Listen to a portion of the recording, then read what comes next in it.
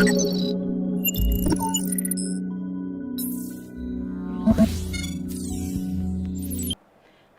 viewers Kanal 3, jumpa lagi dengan saya Ratna Jarum di episode Melek Hukum kita. Nah, di kesempatan ini kita kedatangan kawan spesial saya. Kenalin Mbak. Halo, nama saya Novi. Saya tinggal di Lourdes, di Perancis Selatan. Kebetulan saya juga sekretaris di Yayasan AAI. Juga saya duta untuk PPBI di Perancis. Oke, terima kasih Mbak Novi udah Sama-sama. hadir. Nah, teman-teman viewers, Mbak Novi kebetulan menikah dengan warga negara Perancis ya. Jadi, Belgia. oh iya, warga negara Belgia yang tinggal di Perancis. Benar, Betul. itu, Oke. Nah, kali ini dalam episode Melek Hukum kita akan bahas nih, mungkin lebih ke diskusi ya. Iya. Gimana sih Diskusi. pernikahan antar bangsa?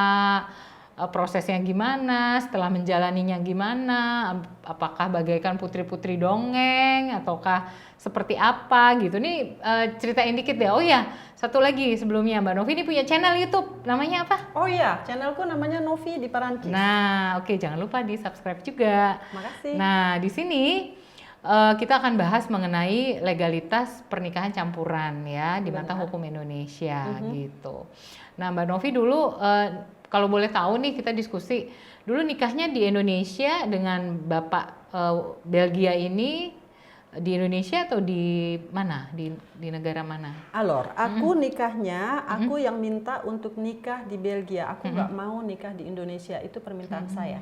Oh gitu. Jadi nikahnya di Belgia. Belgia. Nah, waktu ngurus-ngurus suratnya itu gimana? Apa aja dokumen yang harus disampaikan ya kan? Oh iya, Kan pasti repot nih. Waktu ngurus-ngurus suratnya, itu aku menikah 23 tahun yang lalu ya. Repotnya bukan main ya. Iya. Itu zaman dulu kan kita nggak ada link-link seperti sekarang online begitu ya. Semuanya harus go show Datang ya, gitu harus ya. datang seperti itu. So suratnya banyak sekali, complicated. Bahkan aku tuh harus ngikutin peraturan di sini, harus ngikutin peraturan di sini yang di sananya nggak dipinta. Ya tapi aku jalanin. Semua yang di sini dipinta aku jalanin. Even di sana nggak dipinta, Mbak. Misalnya apa? Pasti surat izin orang tua harus. Surat kelakuan baik. Oh, surat kelakuan baik. Surat terus, pernyataan belum menikah. Surat pernyataan belum menikah itu terus apa lagi ya? Surat cerai atau surat apa dokumen-dokumen nggak kayak ada gitu surat nggak ya? cerai, surat kelakuan baik, surat apa Surat lagi pengantar ya? mungkin dari RT RW. Karena itu kan ada surat pengantar dari RT RW nanti ke kelurahan. Nanti dari ke kelurahan aku ke Menteri Luar Negeri. Benar. Pengesahan. Terus harus di legalisasi, harus ditraduksi ke apa itu namanya di Wisma apa itu namanya di Jalan Sudirman itu. Jadi dia itu seperti orang yang traduksi ke bahasa Perancis. Apa itu namanya? Ditraduksi semua surat-surat dari Indonesia itu Dilegalisir ya? Dilegalisir itu dengan traduksi yang disumpah oleh kedutaan.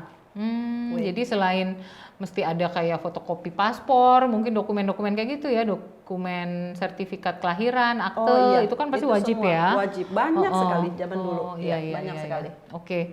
Nah, terus prosesnya itu kan pasti butuh waktu, takes time. Nah, di sini kalau di sana sendiri gimana? Pernikahannya kan beda agama atau gimana sih kalau pasangannya nih agamanya apa? Kalau seperti apa kebetulan kalau di sana? aku sendiri ya, teman-teman banyak dari teman-teman aku yang suaminya mau ikut agama istrinya ya. Ada yang banyak yang mau ikut Islam. Tapi suamiku dia nggak mau masuk Islam. One day dia bilang, oke, saya masuk Islam, tapi pura-pura aja asal dapat kamu. Dia bilang gitu. So aku bilang, oh jangan, kalau seperti itu lebih baik jangan, karena kamu bersumpah di depan Tuhan. So don't do it. Boleh ya di sana ya nikah beda keyakinan boleh ya? Boleh, nggak masalah. Jadi tapi ntar nggak nikah di gereja kalau seperti itu.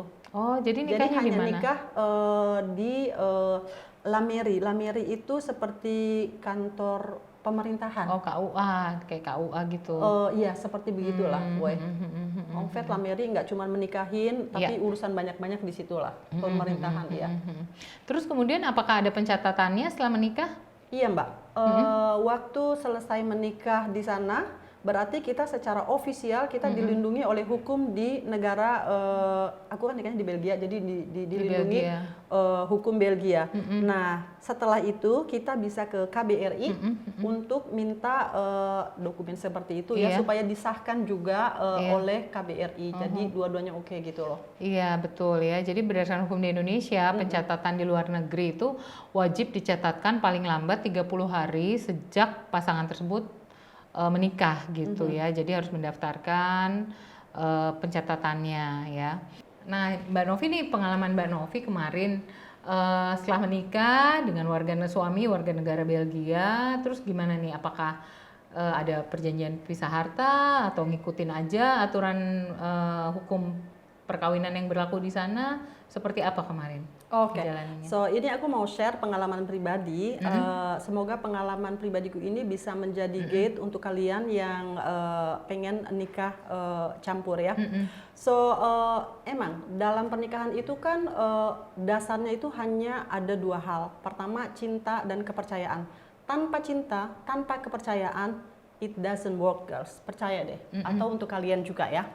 Nah, untuk pernikahan campur di Perancis itu kalau kita nikah itu ada pranikah. Oh, ada pranikah. Iya. Nah, pranikah. Perjanjian pranikah Iya, gitu ya. Kita bikin kontrak. Iya. Kebanyakan orang bikin pranikah, perjanjian kontrak pernikahan biasanya kalau suaminya itu sudah punya apa-apa sebelum menikah dengan wanita itu. Kalau mereka nggak punya apa-apa, yang udah ya dari pengalaman teman-teman aku yang di sana, kalau mereka belum punya apa-apa, mereka baru mulai. Ada beberapa teman yang nggak punya perjanjian. Tapi kebanyakan dari teman-teman yang suaminya tuh udah punya sesuatu sebelum menikah, itu pasti mereka bikin kontrak pernikahan. Oke ya, jadi memang di Indonesia pun kita mengenai perkawinan campuran. Itu ada dalam Undang-Undang Nomor 1 Tahun 74, Mbak. Jadi adalah perkawinan antara dua orang yang di Indonesia mereka ini tunduk pada hukum yang berlainan karena perbedaan kewarganegaraan gitu ya. Jadi seperti Mbak Novi tadi. Nah, selain dokumennya tadi banyak karena menikah di luar negeri, nggak cuma bawa paspor doang terus bisa nikah. Jadi ada macam-macam ya, ada surat pengantar segala ya. Karena memang nikahnya ini nikah yang resmi, nikah yang jelas, dan harus dua-duanya ini harus tunduk kepada hukum yang mana, ya kan? Nah, teman-teman viewers, dalam pernikahan itu pasti mengakibatkan adanya akibat hukum. Akibat hukumnya terhadap anak dan juga terhadap harta, apalagi jika ada perceraian. Nah, jadi di sini kalau terhadap anak, mungkin anak yang lahir biasanya gimana? Ikut dua-duanya ya Mbak ya, dua-dua keluarga negaraan hingga mereka berusia 18 tahun atau 21 tahun sudah menikah gitu ya.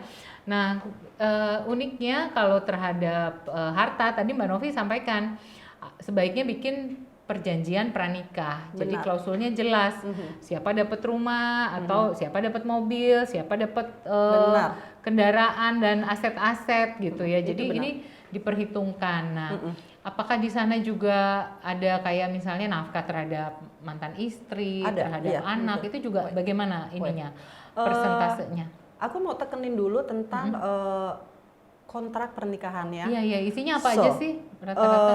Untuk orang Indonesia yang kalian bikin kontrak pernikahan, don't be jangan terlalu naif. Kalian itu harus mempelajari kontrak pernikahan jauh sebelum hari pernikahan kalian. Kalau suami kalian itu nggak cheating atau kalau suami kalian itu kalau suami yang jujur, itu dia akan memberikan kontrak jauh-jauh hari sebelum kalian menikah. Dan kalau dia itu orang yang jujur, dia akan mentraduksi kontrak pernikahan itu. Dan kalau kalian pinter girls, listen ya, kalian harus minta traduksi ke kedutaan. Oke. Karena bahasanya mungkin Bahasanya asing bahasa ya, hukum. bahasa hukum asing lagi Bahasa kan. asing is okay karena kita mau nggak mau kita pasti bisa ya. Bisa. Pacarnya orang bule harus dong kalian harus bahasa. ngerti. Tapi kalau bahasa hukum itu beda dengan Baku bahasanya. percakapan sehari-hari. Kita nggak ngerti. Aku aja udah 23 tahun di Perancis.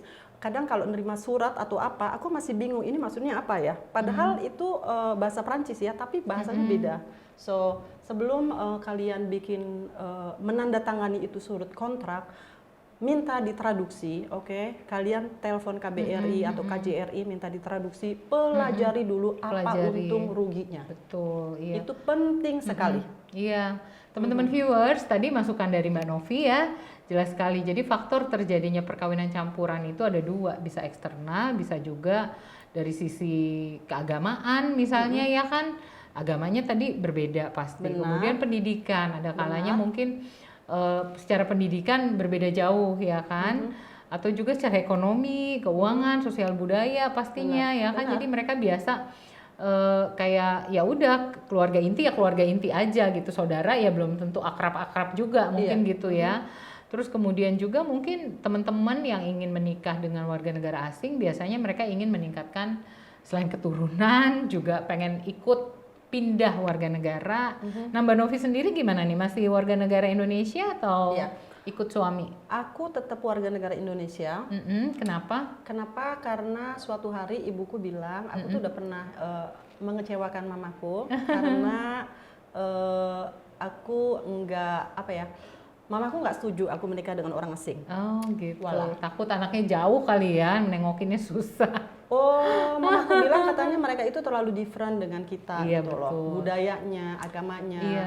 Cuman waktu itu aku bucin. So, gimana ya, sampai saking cintanya aku sama suamiku, apapun aku korbankan. My career, negeriku, pokoknya semuanya aku korbankan. Pendidikan, teman-teman ya. Teman-teman, saudara, semuanya. Itu namanya bucin ya.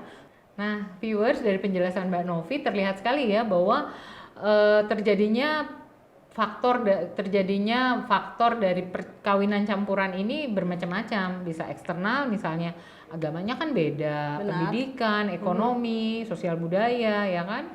Nah kemudian juga ada teman-teman yang memang pengen pindah ke warga negaraan nih karena saya kan suaminya bule ya kan, warga negara asing, saya pindah deh. Nah bagaimana dengan Mbak Novi sendiri, apakah ikut warga negara suami atau seperti apa? Oh oke.